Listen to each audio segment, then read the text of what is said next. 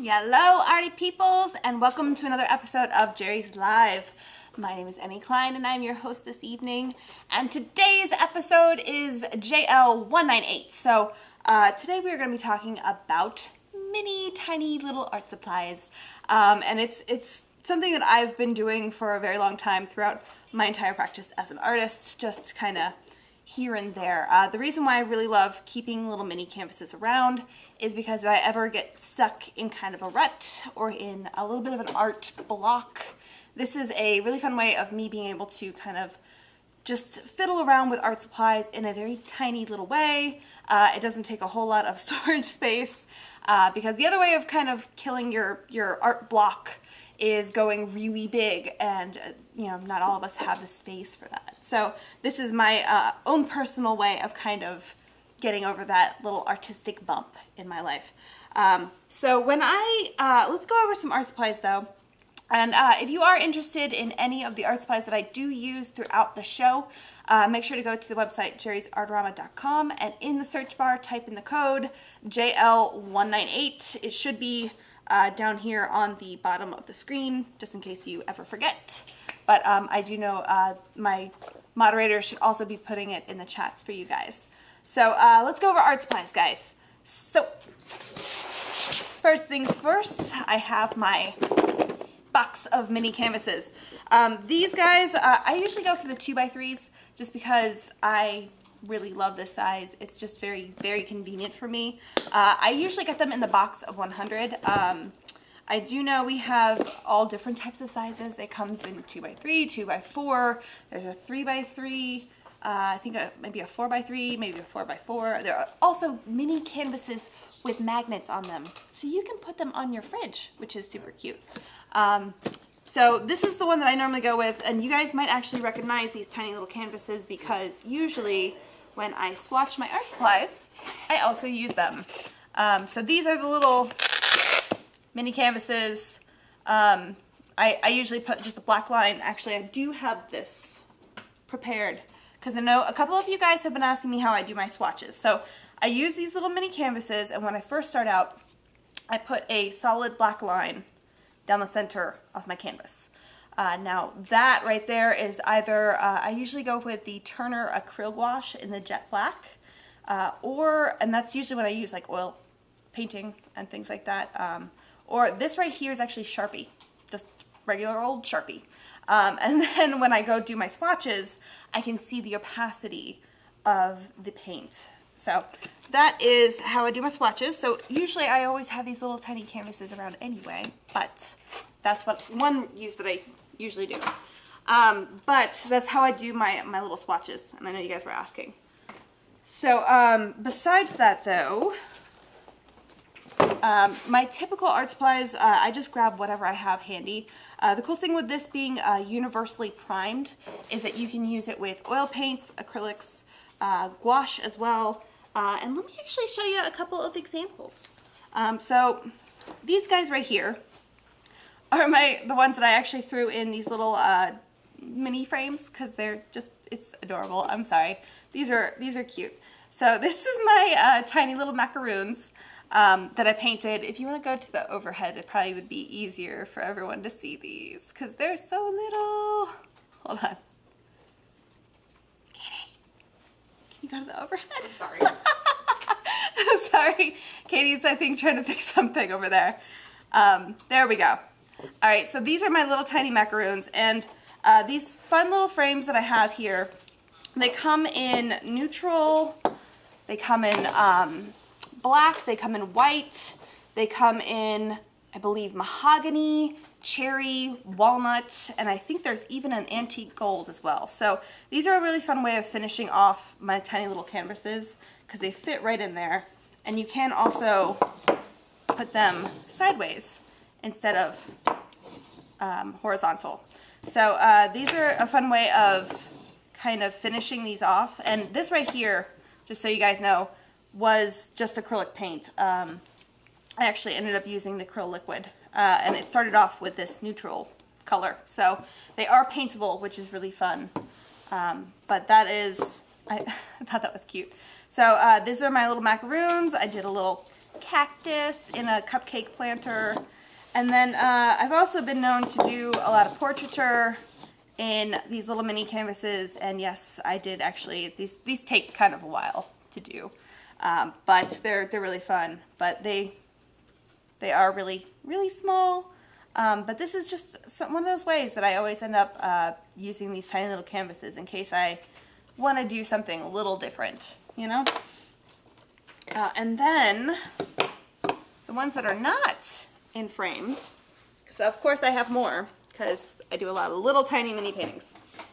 I have just quick little doodles, and these, you can pop them right in and out. I actually think I put sticky tacky in here. Yeah, I put a little sticky tacky in there just to kind of hold it in. But they're really easy to change in and out.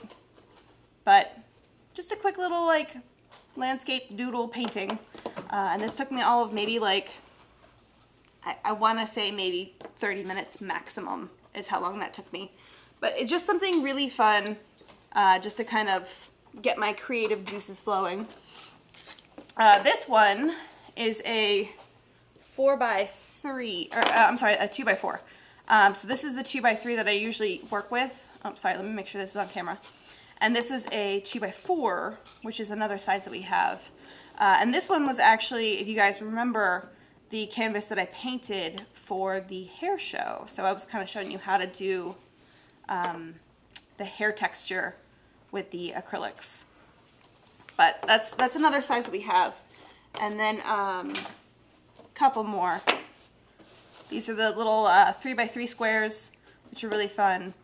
And this I actually ended up using that Lucas Pasto, so you can actually see, let me turn this sideways, just how textured it is. And it actually sticks right up off the canvas. But this is the one where it's actually primed in with a black gesso instead of white. So these little canvases come in all different kinds of styles. And this one was one that was also primed with a black gesso, but I used the Turner acrylic wash, which you do, side note, have to be a little careful with these because I use just tiny little dots, and I use it really thin. There's not a huge cracking issue, but Turner acrylic wash does have a stiffness to it that you do have to kind of be careful with the canvas. Since this is so tiny and I was literally just dotting the paint around, I honestly wasn't mad if it had cracked, so it was just kind of a tester to see what would happen. But again, it's one of those things where this didn't take me very long, and it's a quick and easy sale if I need to, you know, go to a festival or just throw something up on my website. But they're a really fun way of kind of just playing with art supplies. So besides that, I kind of figured I would show you a little bit of a preview of something that is not available on the website just yet. So you guys might be aware that we have these micro mini detail brush sets. We have the size 12, or I'm sorry, the 12 set we do have on the website, I believe right now, and this is the ones that you would get. It doesn't actually come in this packaging with this incredible artwork in the background. It's the old packaging, which, by the way, this painting on the back here is done by Andy Russell. He is incredible. It actually has his name down here at the bottom. But these are the new ones, the new packaging that we're going to be coming out here soon. But I wanted to preview you guys these awesome brushes because we do have this available and you can buy it. But soon we are going to have more. This is a 30 set. And it actually comes in this really cool leather case. And, or I'm sorry, it's vinyl, I believe. But then it has 30 different brushes inside of there, which you have so many different options. And when you are painting on those tiny little canvases, these are the tools that I would use. I mean, you don't want to use a giant brush on a tiny little canvas. That would just be silly. Now, besides these, the 30 set, we are actually going to be coming out with tiny sets too. So in case you want to test them out. So we do have the Perfect Points set of 4 coming out. Sorry, there's a bit of a glare on that one. Perfect Points set of 4. And as you can see, it's a, they're so little. but these are all the pointed rounds. So these are, yeah, pointed round sizes 5, 0, 10, 0, 12, 0, and 20, 0. So they are tiny, tiny, tiny little brushes, which is great for, especially if you have those little miniatures that you guys paint. And then we also have the blend and curve set of 3. So this has the 2 fans and I believe the angular shader. That's right. So this is the 3 brushes there in case you want to try those out. And then we have a fine line set of 3. And then we have, it's a rigger, a script liner, and a liner. So again, sorry, there's a bit of a glare there because the plastic. I'll be going over all these brushes when I do a demo here. But that's a really fun, especially if you like to do calligraphy, those longer bristles there with a shorter handle is going to give you a nice set, a nice brush to give good control with. And then the last little try-me kind of set is the Dynamic Duo set of 2, and it has a spotter and a flat. So kind of a round pointed brush, and then this is the flat one. So these right here are not available just yet, but they will be. They are coming to the website, and I just wanted to kind of give you guys an extra little preview. They're coming to the website in 1 to 2 weeks, I believe. And as soon as they are, you know, they're going to be all over our front homepage, and everyone's going to be, I hope, very excited about these. But they are great detail brushes. Now, even if I'm not using these for the little mini canvases, I also still use these in my day-to-day paintings. So especially if I have like little details and things like that, these really come in handy.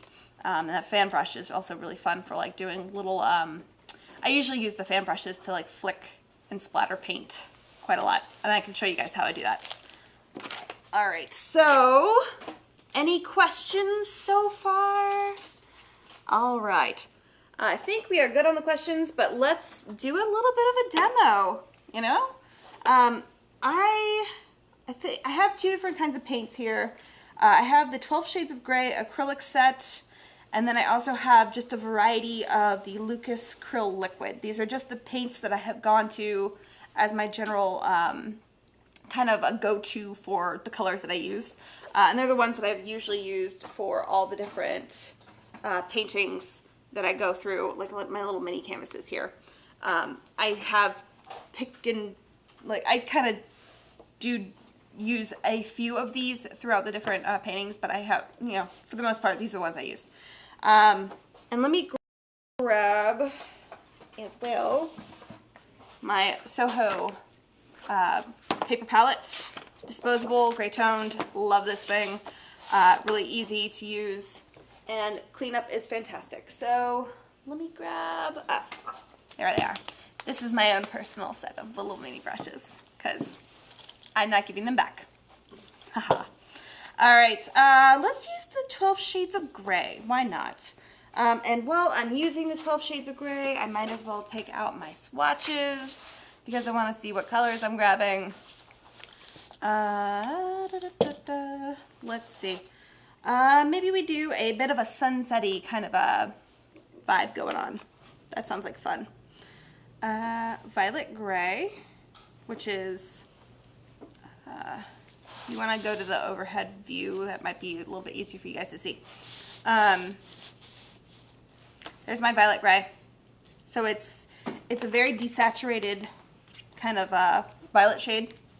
And then let's go with, this is the yellow. That'll be kind of my right where the sun is peeking over the horizon line. Horizon. I can say words, I swear. And then let's go with, actually, I like this brown gray. This brown gray right here. It's more on the kind of a pink tone, but I think I like that better than I like that red down here. I think that's a little bit too intense. That sounds like fun. And maybe blue and cold gray, which are these two right here. There's the blue gray, there's the cold gray. So that'll give me kind of a nice variety of like sunset shades in a very desaturated color range. That way it'll kind of look almost like dusk or dawn, right where the sun's going down, you know? All right. So with my brushes, especially when I'm doing a background like this, I also like to reach for my fan brushes just because they do kind of cover a good portion of my canvas, but they also blend really well. Now these brushes are also, what is it, the Golden Taklon, I believe, yes, Golden Taklon. So these are really soft bristles. They do have a nice snap to them, but they are really, really great. So let's see, let's go with a little bit of this cold gray right at top.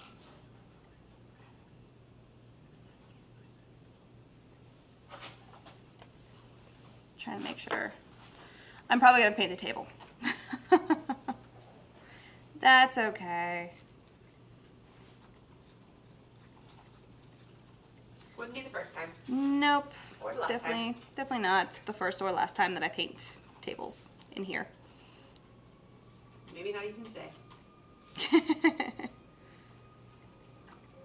Alright, so I want to kind of keep it a bit lighter with that cold gray, and then I'm going to transition. I'm sorry if you guys can hear the sirens outside. There's, I think, some kind of an emergency vehicle going past. Alright, I'm going to transition more into that blue gray, then down into the purple.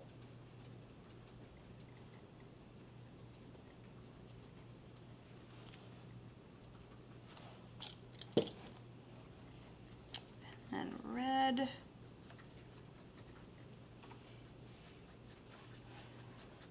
Which I think I actually still have a lot of purple on my brush. I am not even rinsing my brush in between these. It's fine. But for this one, this last yellowy kind of tone, I think I will. Just because I don't want to desaturate that with the purple any more than it's already desaturated. And I'm also, as per usual, using my easy wiper just to kind of wipe up my brushes.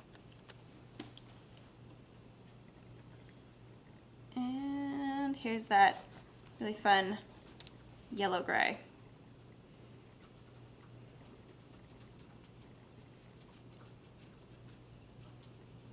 Make sure I get in all the little cracks of those.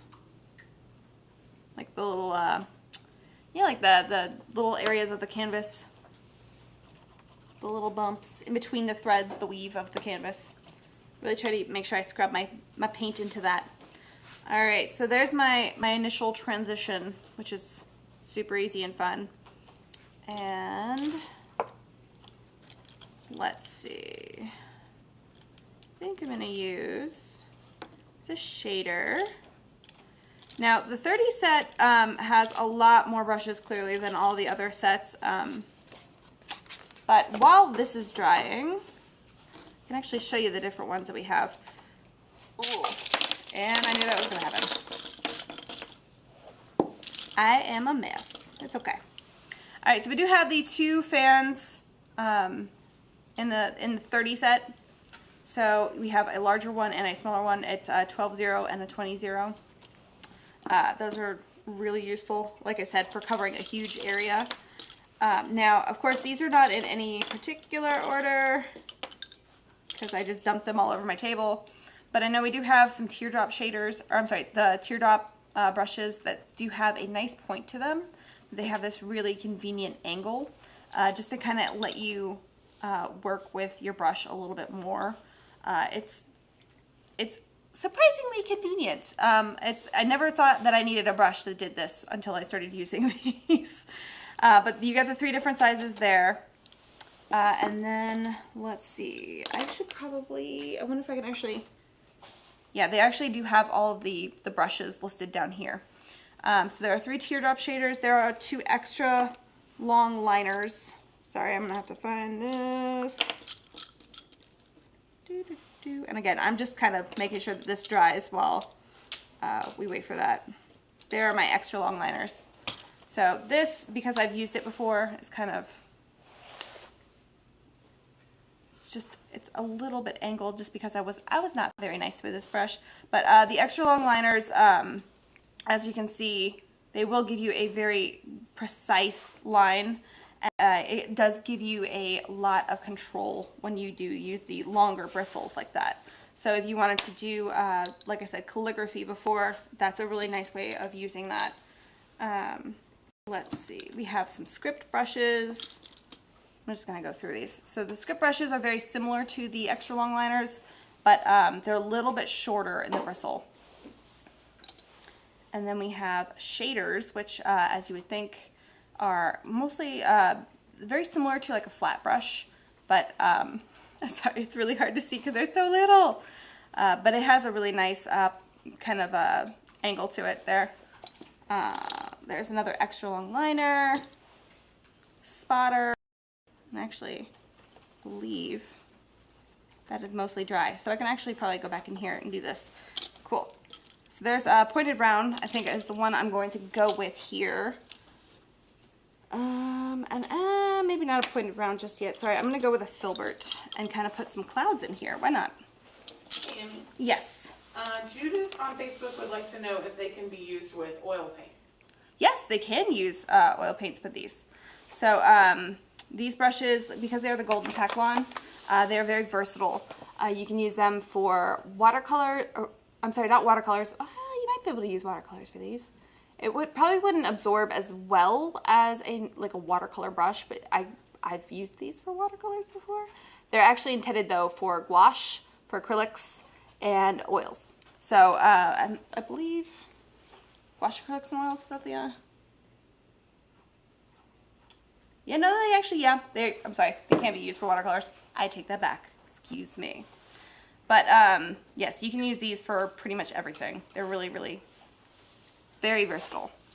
All right, so I'm going to use a little bit of this gray pale and kind of pop in some clouds. And at the bottom, is that the yellow gray? That is the yellow gray. Isn't that great? It's a warm color, but it's not like boom in your face yellow gray.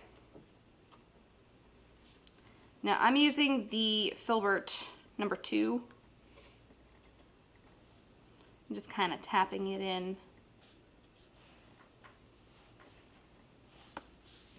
Let's put one up here. Nope, there's a little bit of wet paint on the edge there. Now, what I like to do with my my clouds usually is I like to add purple to darken them where the sunlight really wouldn't be hitting them. And if you imagine this being like a sunset, your sun's going to be down here, so the light is going to be hitting the bottom side of those clouds. So I am going to make the top of the clouds a little bit darker, but because it does, this one in particular lands right there where that purple is, I'm going to actually add in a little bit of that blue-gray as well,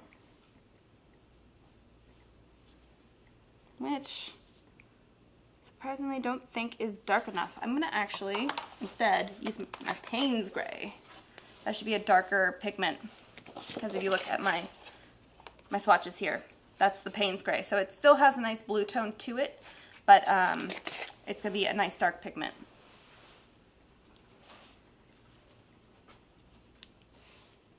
Ooh, if I can get this to go back on. There we go.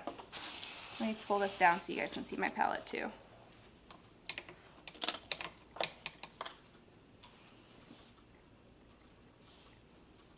Alright, so this should be able to darken it right up. And that paint that I applied just before is still wet, so I can still kind of blend right back into it.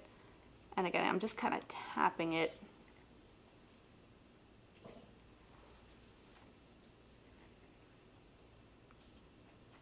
So I want to leave the bottom side of my cloud, sorry, I think there's a bit of a glare on it. I want to leave the bottom side really light, and then I'm going to darken the top. and get paint on my finger. Let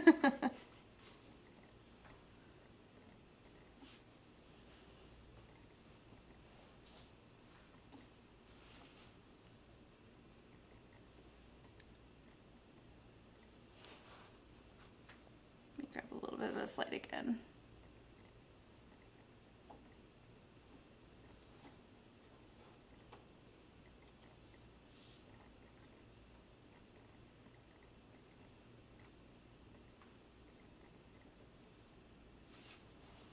Alright, so I got a couple of clouds in there.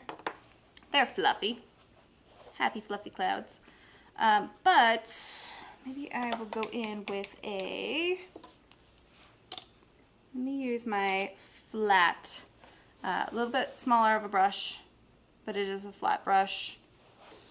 And I'm going to actually take that purple and just kind of touch it in as like clouds receding back into space.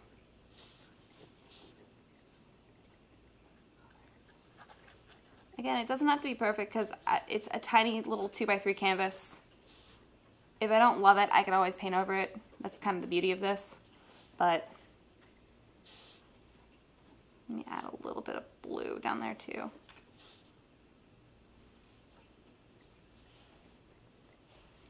But again, I just want to make sure that it looks like the light is hitting just the bottom side of the clouds.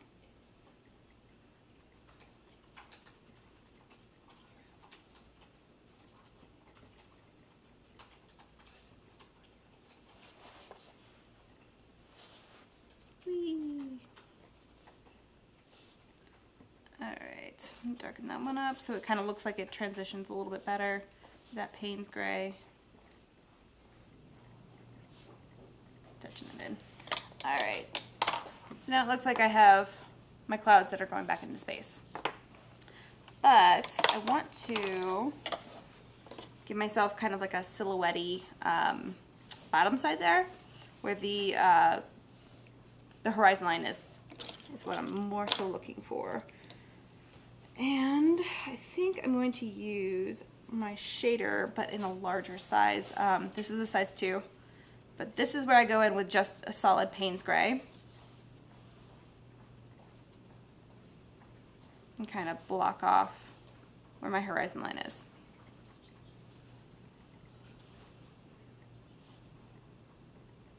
These tiny little canvases go by so quick. How are we doing on time, by the way? I feel like it's just like... You got about 30 minutes left. I know. These things take like no time at all. Maybe I can do another one, you know? I'm sure I can. I could literally paint here all day. Now, the cool thing is that I did use a shader to actually just block off that bottom where my horizon is, but I'm going to use my XO liner. Get that a little wet to make sure it's nice and pointy. If anytime I have like a liner brush and I'm putting paint on it, I usually rotate my brush while I'm pulling it through my paint just to maintain that point. That's just a trick that I used from my my teacher. And you might actually, while I do this one, you might want to go to the dynamics. Let me make sure. Katie, can you switch to the dynamic? There we go. So you guys can actually see what I'm doing. Okay, so I'm going to take my my XL liner and I'm just going to flick little grass blades up from that chunk of Payne's gray that I put down on the bottom. Now if I wanted to, I could put a couple pieces a little bit longer.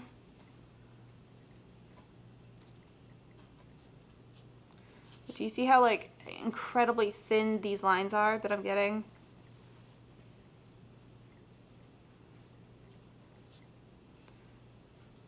Now, if I had Amanda's skills, I would be doing some calligraphy with these, but... Already planning it. I'm sure Amanda wants all of these brushes for all the calligraphy.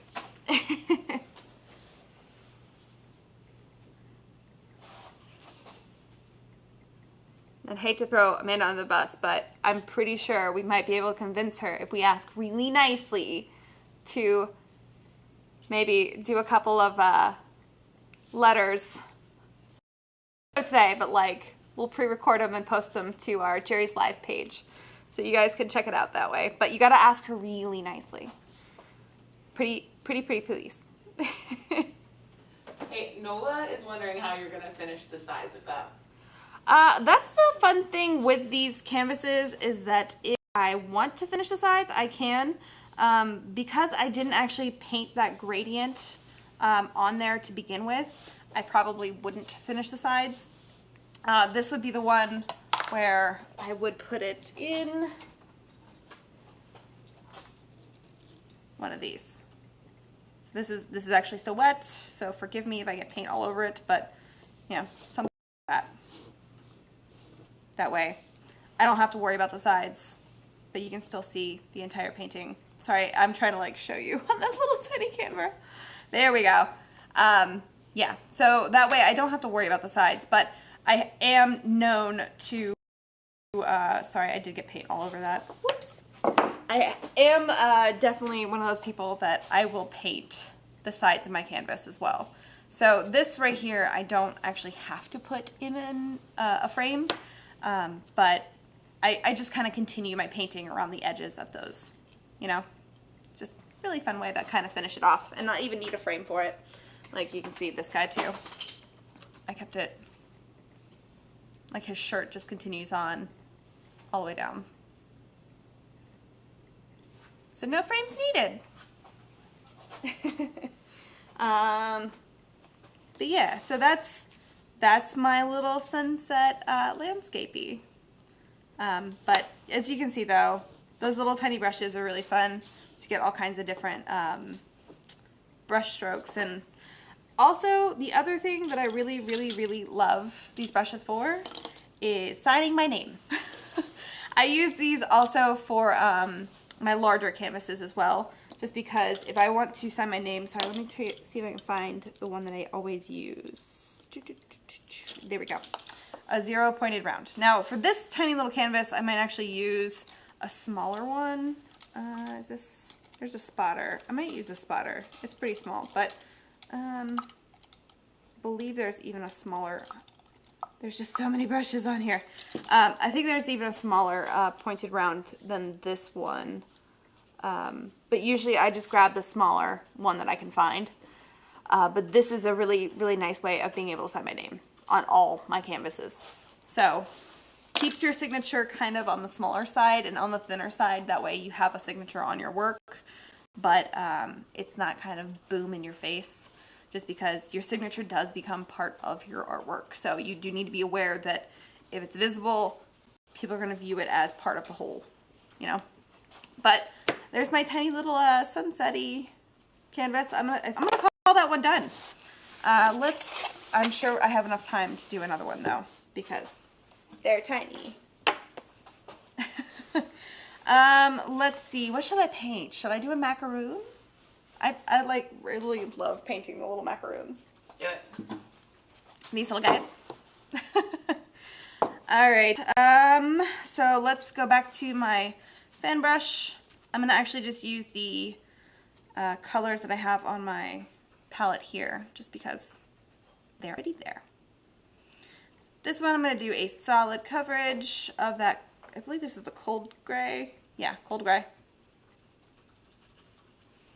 That way I don't have to actually try to paint around the little macaroon. It's already there. And that's one of the tricks that I use for if I'm painting something like this. I paint the whole background in a color that comes straight out of the tube.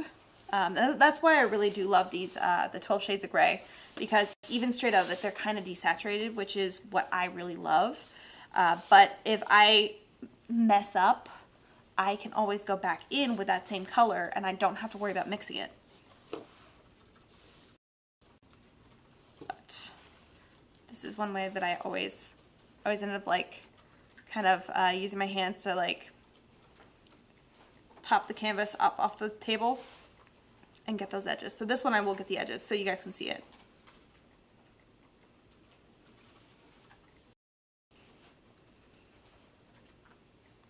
Fun fact, if you paint a macaroon that is orange, it looks like a cheeseburger.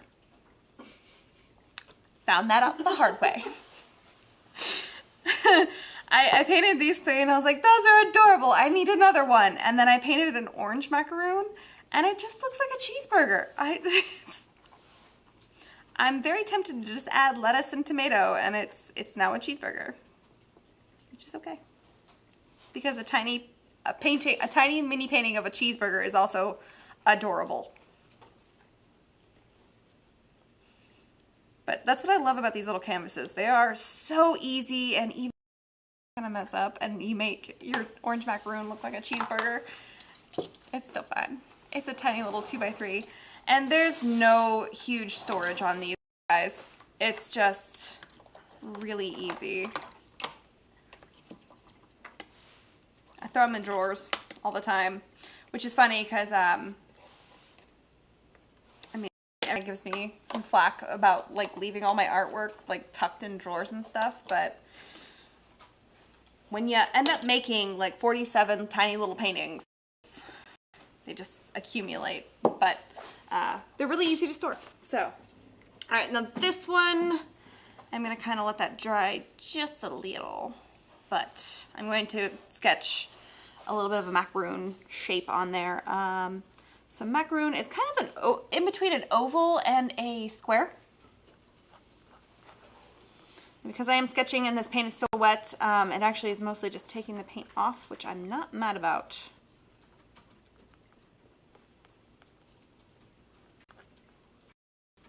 There we go.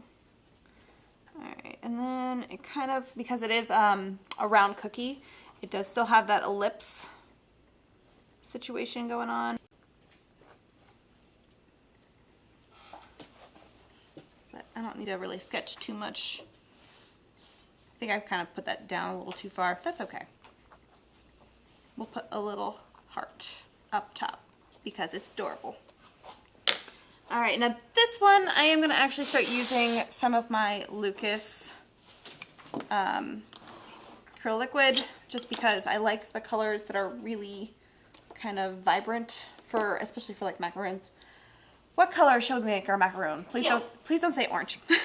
Teal? You want a teal macaroon? All right, we can make a teal macaroon. Was that a question?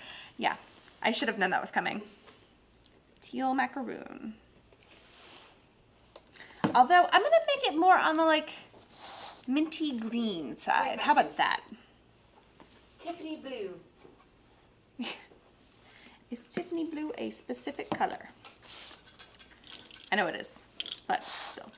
All right, so let's grab, this is my filbert.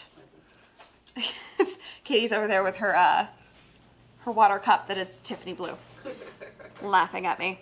All right, we're gonna make it, I'm gonna mix, this is the, sorry, I'm gonna tell you the colors that I'm using here while I use them. Let me move this a little bit further out.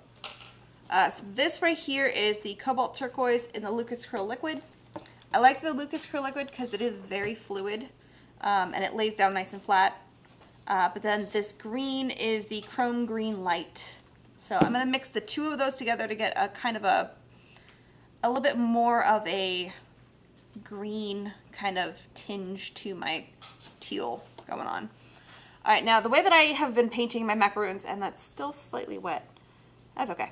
The way that I've been painting them though is that I like to lay down one solid color and then go in with the darks, the lights, and then I kind of start doing a slight transition between the different shades. So this right here I would have to say is probably going to end up being like a mid-tone for my macaroon. Alright. And I'm not putting down a huge thick layer. I don't really care if it's got a transparency to it. I just want to get that shape down at this point.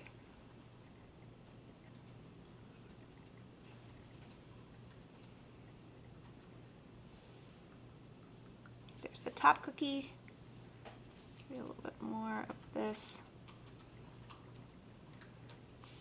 And I am an advocate for mixing your paint colors with a palette knife. I am just really bad at remembering to do so. So if you have the ability to mix your paint colors with a palette knife, it saves your brushes. But just be aware.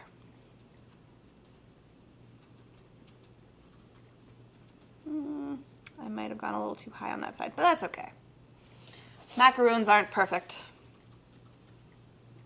They are delicious though.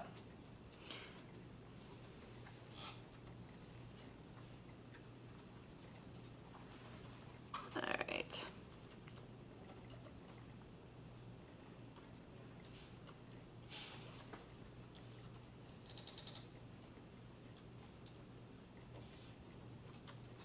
There's the bottom cookie shape. All right, and then I'm going to actually need to grab some more colors. Now when it comes to my lights, I like to do almost like a beige or like a light yellow, just because my brightest highlight is going to be pure white. I don't want to mix in just a pure white into my colors here, because that might make it look a little chalky. So, oh, you know what? I'm going to actually use this grass comb. Now, the cool thing about a grass comb is that it's shaped like a filbert, but some of the bristles just extend further than some of the other ones. So it looks exactly like you would think it when you say the word grass and comb, kind of like that. But it's a really fun brush to use as a shader, or when you're doing like the chunks of color here. All right, so here's my light yellow. I'm gonna mix that in with the same color, just for a lighter minty green kind of color. This is gonna be the top part of my cookie that you can see before the filling. Now the question is though, what color is the filling? Hot pink. Hot pink. This is gonna be one funky macaroon. I like it. It's watermelon flavored. Watermelon macaroon. It needs little watermelon spots in the inside. That's cute. I like it. All right, so this is gonna be where the light is hitting the macaroon. So I'm gonna also take that same color and put it on the top of that, which means I need to mix up more of them. Remember, this is my acrylics. They are starting to dry kind of on the quick side.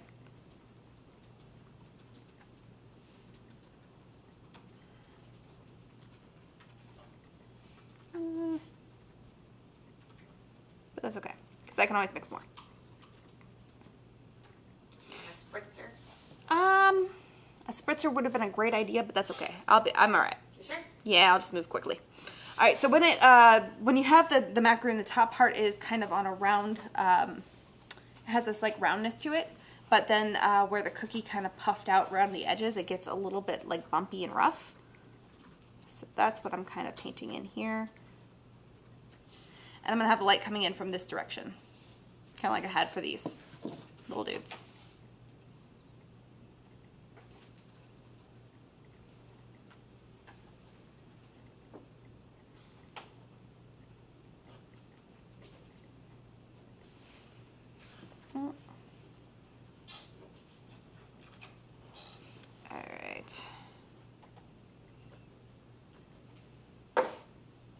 This is turning more into a green macaroon than a teal. I'll forgive you. I'll put more teal in there, I swear.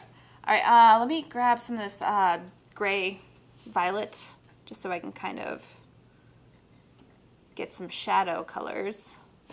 So let me also pull this down a little bit. Push these out of the way. Ooh, jeez, sorry. Okay. There's my shadow color. Maybe a little bit more teal in there. I don't want it super purple. I want it to be kind of in the same family.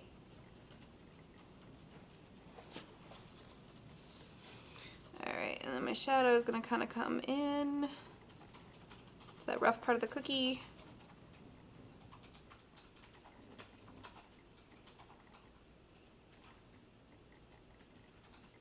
Down here at the bottom.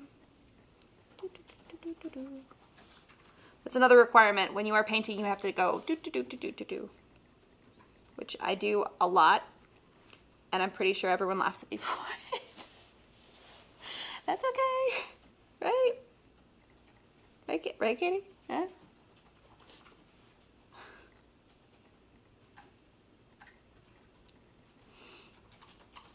All right.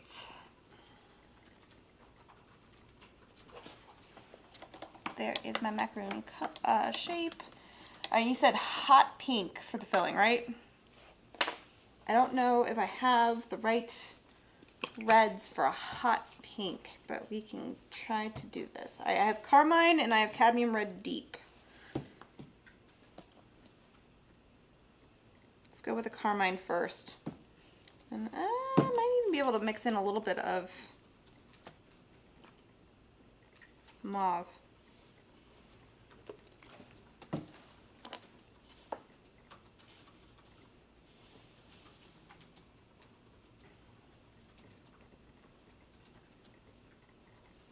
Yeah, I see it's a little too purpley.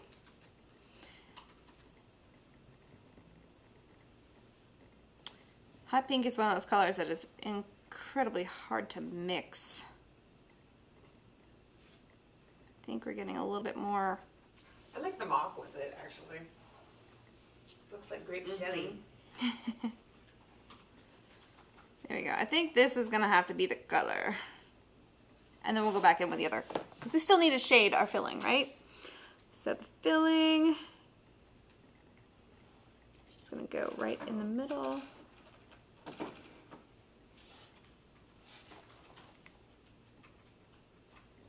This does look like a watermelon.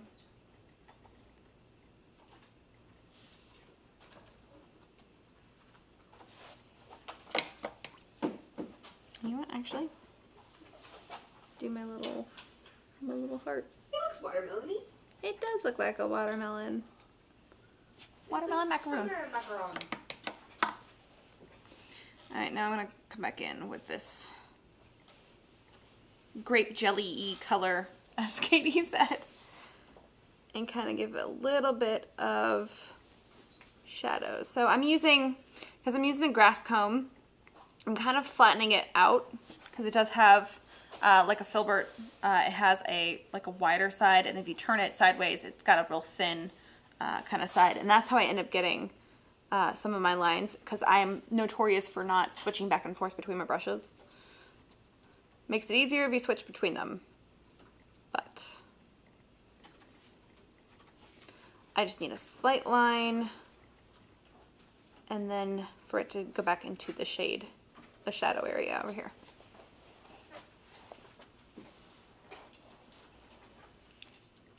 Watermelon macaroon.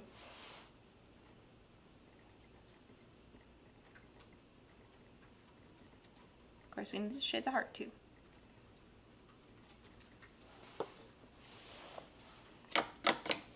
All right, let's maybe do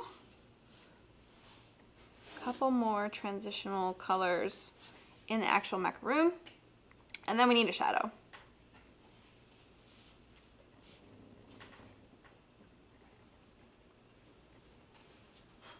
Because I'm doing so many layers, that's why I'm not really worried about that initial one being transparent. It's not a huge deal.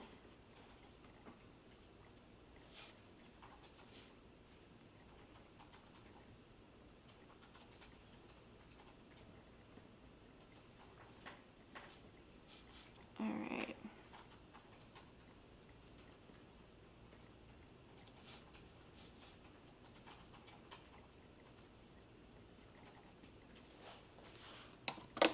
Now that I have that, this is where I also realized that I very much do not like background color.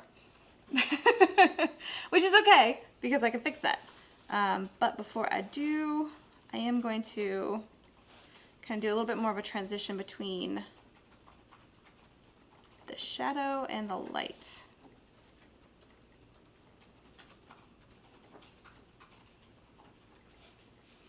But I think that gray background kind of loses my teal macaroon.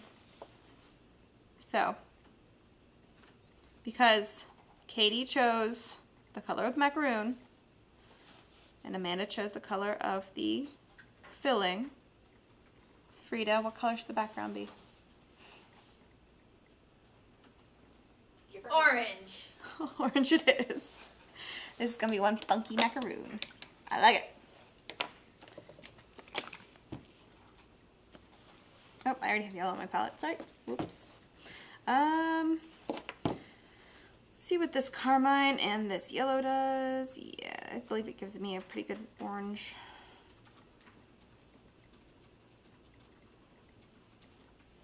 Yeah, it's a pretty good orange.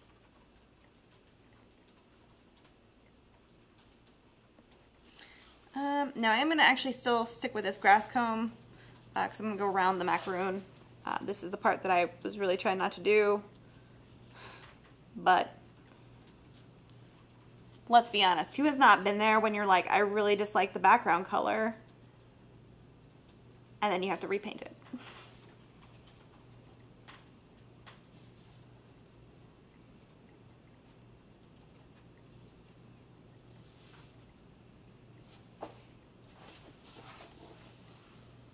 How are we doing on time? Got about 10 minutes left. See, 2 paintings in, I'm going to say it was probably less than an hour. Because I was yammering for a good portion of it, so.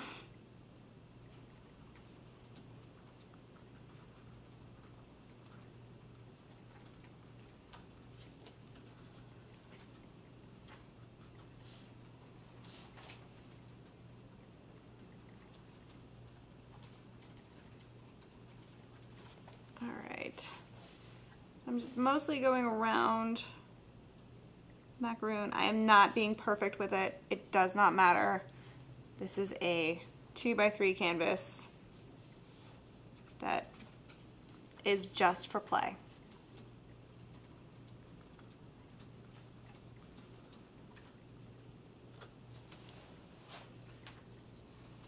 Now I'm going to mix a little bit of water in there.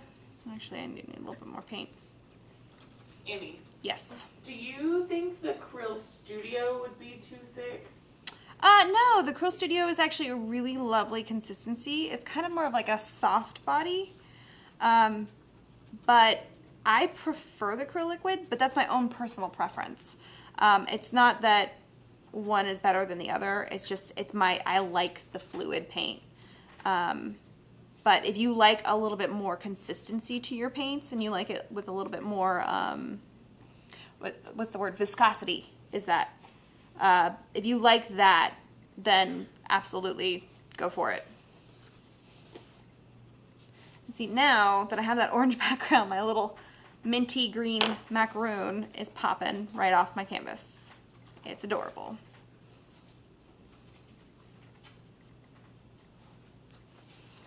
Although with that gray background underneath the orange, it's kind of looking a little desaturated.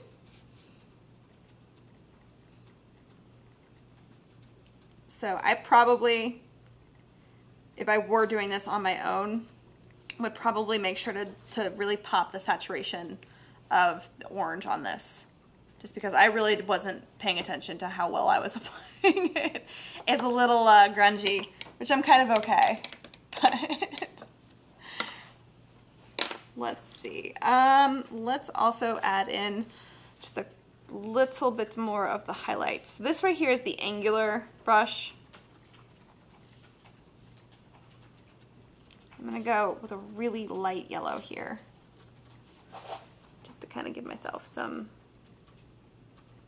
highlight.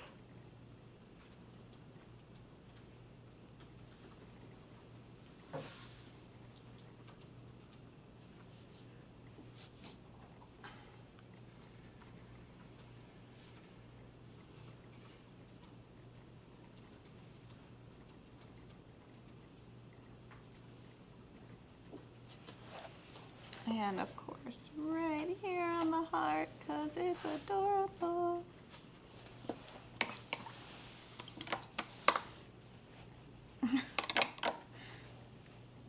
And we need a shadow.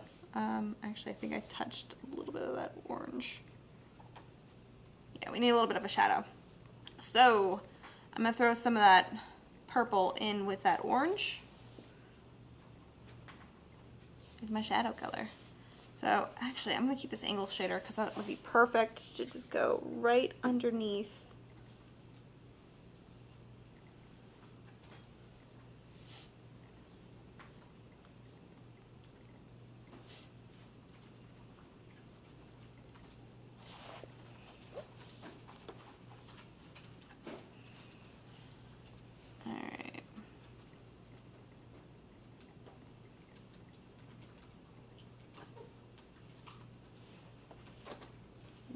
Bit more of that mauve, because shadows, the way that they work is that they typically get darker the closer you are to touching the ground, and then they fade out lighter as you get further away from the object.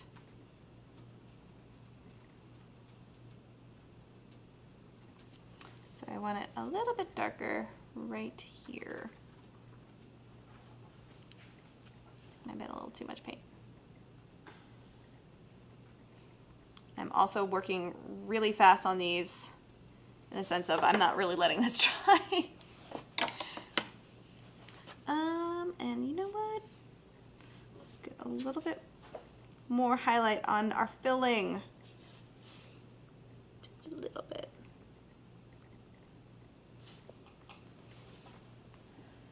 All right. I think that's our funky macaroon, guys.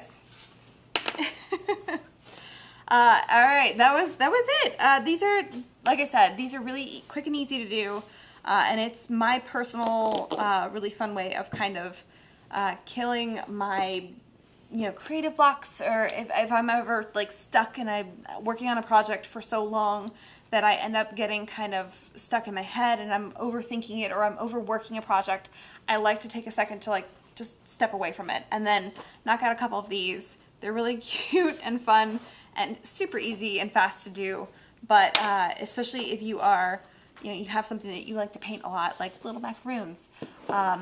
It's just one of those things that you could sell these really, really quickly if you have your own website online, or I mean, you can also sell them on Etsy, which is a really fun way of doing that. But it's one way of getting revenue into your artistic business, as well as kind of clearing your mind and getting away from the artistic problem that is kind of sitting over your head and just kind of stopping you from being able to be as creative as you want it to be. But I hope you guys have enjoyed that. Are there any questions before I officially sign off? I think we're good. It was mostly just a quick little tutorial on painting. But that was it, guys. That was my tiny little art show. I hope you enjoyed it. If you guys do any of the tiny little paintings, I would love to see it. Please post them on social media. If you want to, there's a Facebook group called Jerry's Live. If you want to be part of that community, it's a group of artists, and we get together and we just kind of promote each other and ask questions and say, hey, this is my art. I was thinking about doing this. How do you feel? Need some feedback. And it's a really good way of like kind of bouncing ideas off of each other, as well as promoting each other. We all kind of just get together and say, that's an incredible piece of art. I love it, and sharing your work that way, which makes it a little bit nice to feel that people are seeing your artwork and it's getting out there to the world. But in order to join that group, though, you do have to answer one question. If you do not answer that one question, you will be deemed a robot, and I'm not allowed to have robots in there. Sorry. But otherwise, if you want to send it directly to me and not post it for the world to see, because I totally understand that it's a little scary, you can actually talk directly to me on my Facebook host page, which is Emmy, host of Jerry's Live, and you can send me a direct message that way. But if you're on Instagram, you can also tag Jerry's Artarama. I know there's a lot of Jerry's Artarama of Nashville or of Delaware. It's the one that says Jerry's Artarama. And then my personal Instagram is misscakes.art, and you can probably see all my little tiny art shenanigans as well. But if you also post this to Facebook or Instagram, make sure to tag the class code JL198. And be sure to join me next week, because I'm going to have a guest on with me. It's going to be Jimmy Leslie, and he's going to be going over the Winsor & Newton watercolors, and I'm so excited. It's going to be amazing, and I hope you guys are stoked for it. So that was Tiny Art, guys, and I hope to see you next week. See ya!